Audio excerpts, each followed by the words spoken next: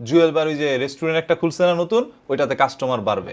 দুইজনের ব্যবসা কিন্তু ভাই। সাইম ভাই আপনি যেটা বলেছেন সেটাই একদম আমারও মনে হয়েছে, কারণ জুয়েল ভাইয়ের একটা রেস্টুরেন্ট আছে, সেখানে দর্শক যাবে তার ইন্টারভিউ নিতে, আর এদিকে বেলাল ভাই তার ইন্টারভিউ নিতে যাবে দর্শক। এইভাবেই তাদের ইনকাম বাড়বে এবং এইভাবেই তারা অনেক টাকা ইনকাম করবে। আর আমরা আর সাধারণ পাবলিকগুলো হ্যাঁ হ্যাঁ মজা নেবো, এখানে করবো ওখানে করবো, এইভাবে তাদের প্রমোশন হবে। আসলে আমরাই খারাপ। আমরা তাদেরকে এমনভাবে এমন উচ্চতায় উঠাচ্ছি ট্রোল করতে করতে। আসলে এটা আমাদের ভুল, না, অনেক ভুল। কয় টাকা পাই আমরা একটা ভিডিও বানিয়ে, কয় টাকা পাই? $5, $2, $1, $3, এই তো পাই। এতে কি হয় ভাই? এতে কি হয়? একটা মানুষকে নিয়ে ট্রোল কেন করব? একটা মানুষকে কেন পচাবো? পচালে সারা সবাইকে পচাবো না, কাউকে নিয়ে কথা বলবো না।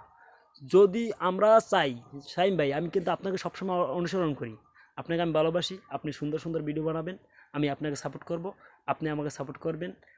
আপনার ভালোবাসা